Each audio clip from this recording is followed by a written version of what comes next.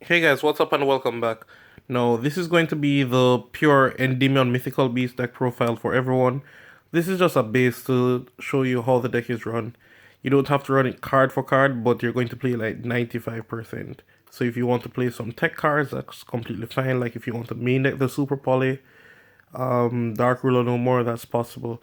And I'm leaning towards that you should do that. But hey, I digress. So let's go through the deck profile real quick. Unfortunately, there's not going to be a combo video for this because all you're going to do is play out your hand in the most sensible way. There is no combo to it. No matter the hand you draw, just play it out as sensible as you can. So first up, triple Big Daddy Endymion. Negate spell or trap, full stop. When he has a counter, cannot be targeted. All those good things. And my own is a misprint. So that's real nice. I really like that. Moving on, we have two of his lady, Reflection of Endymion. I really think the Link monster is going to be real good for pendulums overall, and this card is real good. Just a free bounce, just get him at the cards. It's not that bad of a card, but when you draw it and you don't see any way to put on counters, it can lead to problems. But overall, it's a fantastic card. Moving on from that, we have triple Magister. Magister is a bit underrated, mostly because he's not really a starter engine. He has to have 3 counters and he has to have monsters in the extra deck already to summon. So he's a late starter, no problem. If you, by some reason, something bad happens, this is the card to get you out of jams. Example, your opponent Ashes, and this deck is weak to Ash. Very. This is one of the cards that will help you. So you should really look forward to this card, it's really helpful. And of course, the one God card, Servant. Everyone knows Servant's here for. I don't think I need to explain that. And they're up stuff for the Endymions.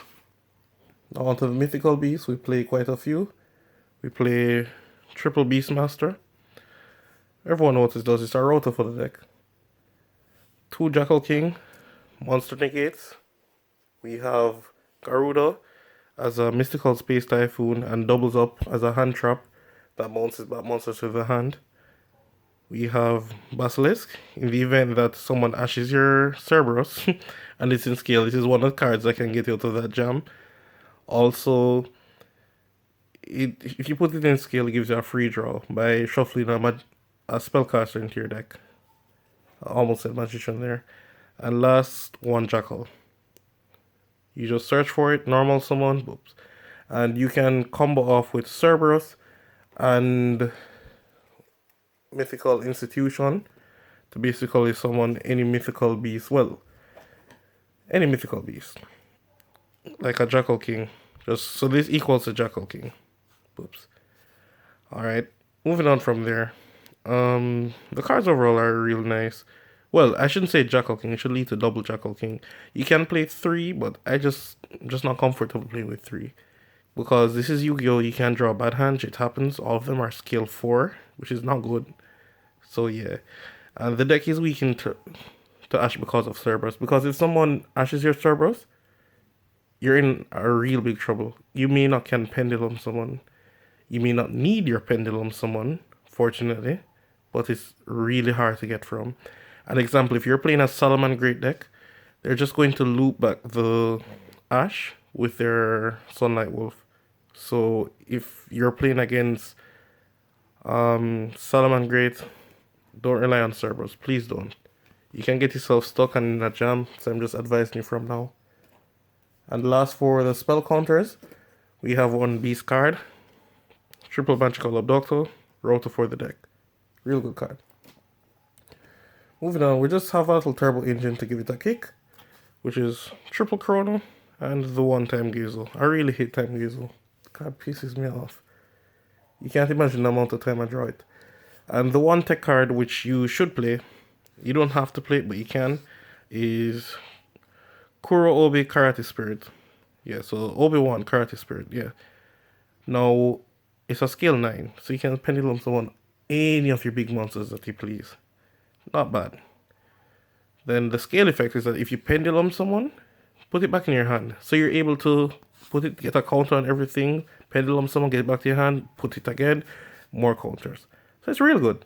And then its monster's effect isn't even that bad. If you normal summon it, for every card your opponent controls, well, spell or trap, in the same pendulum zones, you can send them to the grave. So most persons set impermanence there, or even bluff it, especially against me. They just bluff it. I'm not particularly afraid because if they have it, they have it. They have it or they don't. There's nothing I can do about that. You could normal summon it. If they don't have it, send the 2 spell and traps. It always comes up. And for the last monster in the deck, that's not even a pendulum, Blue Boy. We all know it's here. And to go with Blue Boy, we have the small draw engine package, which is double secrets and 1 knowledge. Don't advise playing a bigger engine. It doesn't really make sense, and this is a fine ratio. I just don't like that sometimes you draw this after everything, which is real annoying. I might change it out for Mastery. Because Mastery, you can just use this again. So I wouldn't need to search again because, in other words, it would copy this from my grave. So from there, I'll just tribute a spellcaster that can be tributed and sent to the graveyard. So you can't use it on pendulum monsters that drawback. And just get the free draws from there. Moving on, we have Citadel and Terraforming. I'm not playing any other field spell. I just want to play 1 Citadel. I don't like the idea of playing 2. The reason why is just that the other one is going to be a dead card. So it's better that I search for it. And also, it's in here. And you can play Secret Village. So if I try to side in Secret Village, Terraforming is already in here. Plus a 3 Secret Village, I should find them. That's it for that. Triple Spell Power of Mastery. It's your reinforcement of the army for the deck. Plus it gives you spell counters. And then it's a spell, so it gives you additional spell counters. So yeah. Then we have Mythical Institution. It's a real good card. This plus Cerberus pushes you really far. I mean, like really, really far. And moving on from there, 2 Pot of Desires and the Pendulum Paradox.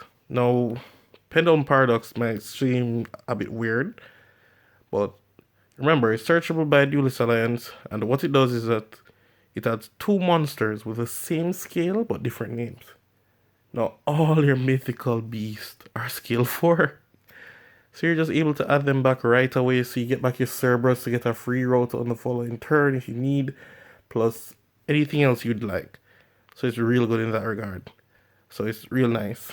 And time for me to go into the extra deck. These 2 are guaranteed to be played. Absolute and Vortex.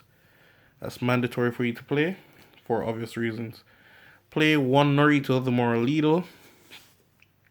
It's good because if you open up Chrono, you just need 1 more level 6. And let's just say you don't want to use your Jackal against a deck because you're not playing against something that plays a lot of monster effects. Example, Altergeist. You want to say a spell or trap negate. Just exceed into this. As I said, you can pendulum summon level 8. If you don't want your Cerberus to banish stuff, Zombie is here. And then we have our actual staples.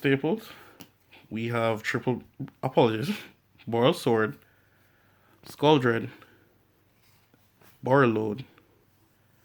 So these are musts. Then along with them, we have IP, Masquerena. It doesn't matter which link to you play, because they're all going to be spellcasters in your main deck. But I recommend playing 2 of the Daybreaker, the Shiny Magical Warrior, because it's just free counters. And so when you summon it, it's going to automatically get a counter. When you special summon a spellcaster to it, you get another counter. So by the time you pendulum summon, you should have enough counters on Jackal King to go around Nibiru, almost guaranteed. Some other ideas. Well, this is not really an idea. You should play Aduelo. But some other thoughts. I would think someone would want to play Steel Storm Roach. It's real good. It's pretty decent. There's nothing wrong with it. And then we have Trapeze. Trapeze leads to some real interesting and awkward OTKs. A perfect example. You just summon any 2 level 4 from wherever you get them. I don't really care where. You exceed into this. You make Cerberus. Cerberus banishes something. It's at like 5,200 or something like that. Standard stuff. And it's attacking twice.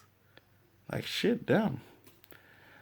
So yeah, it can lead to some interesting OTKs. And then of course you should be playing super poly targets. I really have a problem with playing Salamangreys. They beat me often. I don't know why. Don't know how, but they've just beat me often. It's a really resilient deck, especially in managing resources. It's a deck that can beat you. And I wouldn't normally play Chimera because they can play their own Chimera and Super Poly you, but they're not playing any fusions right now, so you're pretty safe to do this. And Venom is just a main staple. Now, you could have also played Dracostapelia, but a lot of persons are in fusion summoning. When shuttles become a thing, you can play Dracostapelia again, and you will just grab them up for the fusion summon. Other from that, yeah. So this is it, guys. Rate, comment, subscribe, and tell me what you think. To be all honest with everyone, I'm just going to say a disclaimer, I'm not going to play this deck. The reason why is that a lot of persons are playing Natura Beast. There are a lot of decks that summon it consistently. Examples, Dinosaurs. The new level 3 version to BA. They play some rock monsters and they go into Natura Beast consistently. No, last tournament, I had to I had to face Natura Beast basically multiple rounds, and they summoned it consistently every single duel that I did not go first. Every time. Now, fortunately, I was real lucky in drawing my Purple Poison Magician. If I didn't draw Purple Poison, I would downright just draw the Destrudo. So it wasn't a problem. I outed it 100% of the time. But you don't want to play against Natura Beast with this deck. As you can clearly see, there was no main deck out to it. You would have lost to it. So I don't recommend this deck for competitive play. I would stick to Pendulum Magicians. Alright, that's it from me, guys. Rate, comment, subscribe, and I'm out. Peace.